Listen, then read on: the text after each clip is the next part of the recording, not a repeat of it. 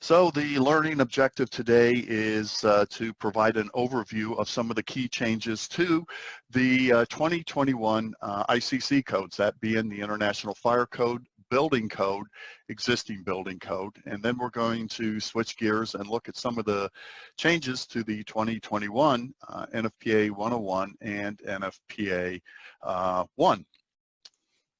Now, a couple housekeeping slides before we get started. Yes, I'm on many NFPA committees that put together the changes that we're going to look at today. I was very involved in the ICC process, but I want to point out that the comments and opinions expressed during today are mine only. They do not reflect the official position of the ICC, NFPA, their employees, or any of the technical committees or work groups. I also want to point out that we don't have enough time to cover all of the changes, okay? Therefore, I highly recommend that you go and purchase a copy of the ICC or NFPA code once they are published. Red strike through means text is being removed, blue underline means text is being added, and of course simple black text means no change has been made. And the first I code that we're going to look at is the International Fire Code. And the first series of changes that we'll look at relate to in-building emergency responder radio coverage. Now, emergency responders have and continue to use portable radios to communicate with each other to the incident commander or maybe back to the public safety communications center. And effective communication among emergency responders is essential to protect life and property during all types of emergencies.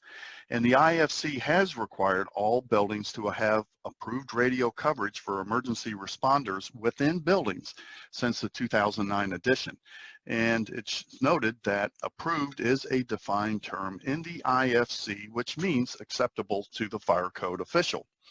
Now, the first series of changes add 5 new definitions to the 2021 edition of the IFC, and these definitions were needed to clarify the intent of terms that's being used because there is considerable confusion as to what these terms mean. Now, the definition of RF or radio frequency makes it very clear that the term relates to public safety frequency bands as specified by the fire code official. Now, the next definition relating to critical areas provides a list of areas in a building that are considered to be critical. And this change is needed because there is a new provision that we'll review in a couple slides that requires the signal strength to be 99% in these critical areas, such as exit stairs, exit passageways, elevator lobbies, fire protection equipment room, control valve locations, fire command centers, or other areas that are identified by the fire code official. Now, a definition for an active RF emitting device is needed because the term is used in the code, and the definition will help explain what the term is and probably more importantly, what it's not. Now, even though the term passive RF device is not used in the code, a definition will help explain what an active RF emitting device is not.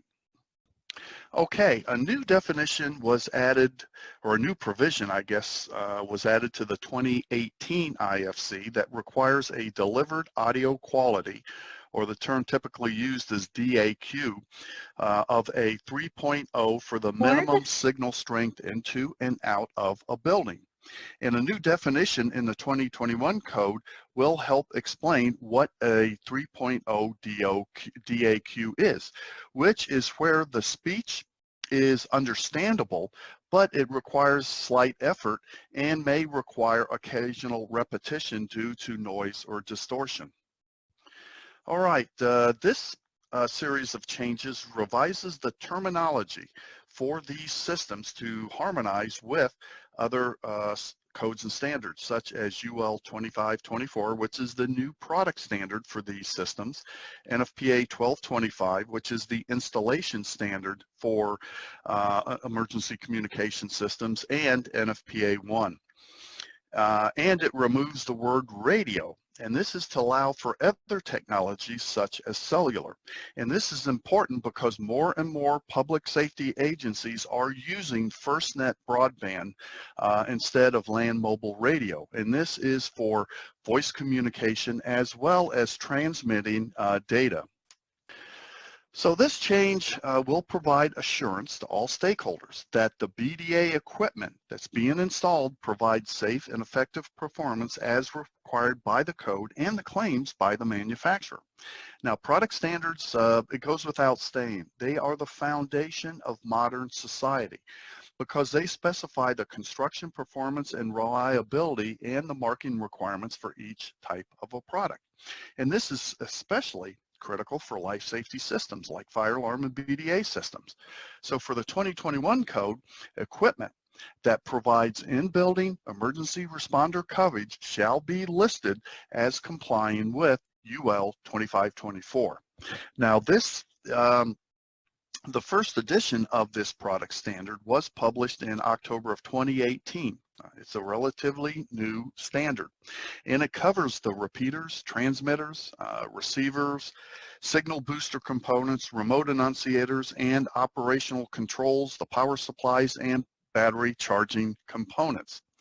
Also, the UL 2524 standard was added to the list of the reference standards that are located in Chapter 80. Now, Section 51041, it was revised to require 99% coverage in critical areas, and that was, we covered that a couple slides ago. And I should point out that this is not adding a new or higher level of requirements.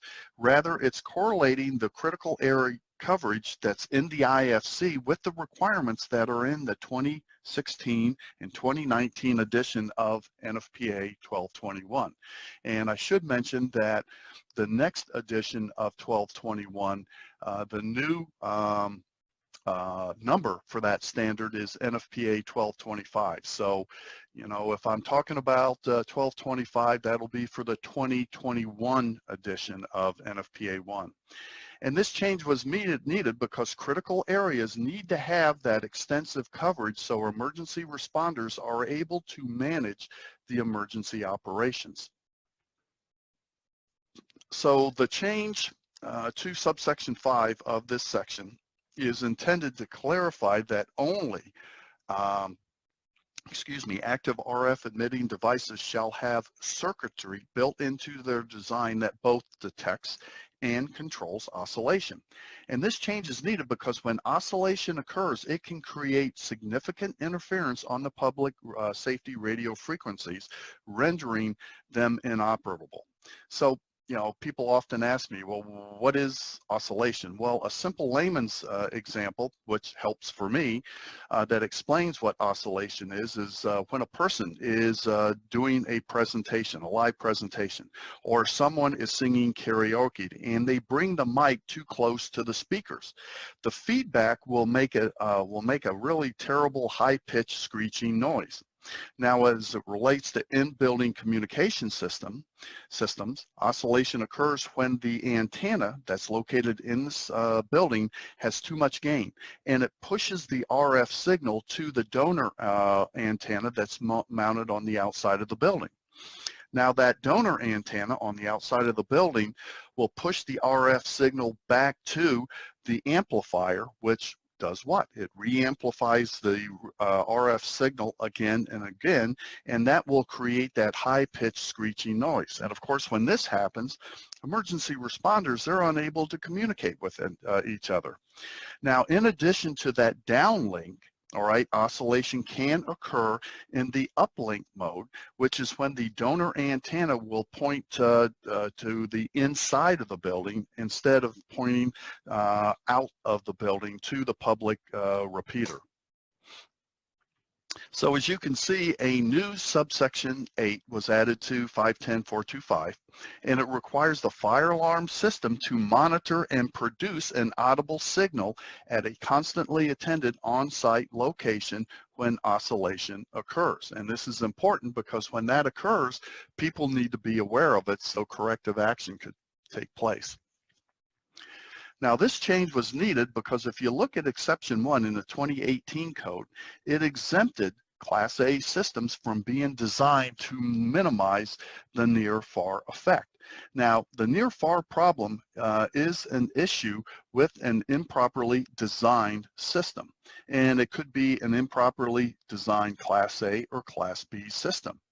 And near-far is caused when the transmission from a portable radio that is very close or near the DAS antenna inside the building, and it will produce an overpower in the uplink amplifier. Now, when this occurs, the near radio produces up to uses up that available gain of the amplifier so that another transmission that is happening at the same time on a different frequency from a radio that is further away from that DAS antenna. So for the 2021 code, the code references not only Class A, but also Class B system, has to be designed for this near far, and it removes the reference to Class A. Now, continuing with the near-far issue, this change is needed to ensure that both Class A and Class B systems are tested for the near-far effect. And as I just mentioned, the near-far problem can be an issue because of an improperly designed Class A or Class B system. Now, this brand new section is intended to maintain the proper alignment of the donor antenna that's located on the outside of the building, regardless if they are permanently affixed to the building or mounted on a movable sled. And this is important change because the location and direction of the donor antenna is critical to the operation of the public safety in building communication system. Now, mounting a donor antenna in a fixed position, chances are it's going to limit the amount of movement of the antenna. However, sleds or movable sleds are commonplace for mounting various types of antennas on a roof, including the public safety. So for the 2021 code, public safety donor antennas are required to be approved by the fire code official, as well as having a signage stating movement or repositioning of this antenna that's on a movable sled is prohibited without the approval of the fire code official. Now, the signage will hopefully alert people that's working on the roof, such as roofers or HVAC repair personnel, to the importance of the public safety antenna and to notify the fire code official prior to moving it.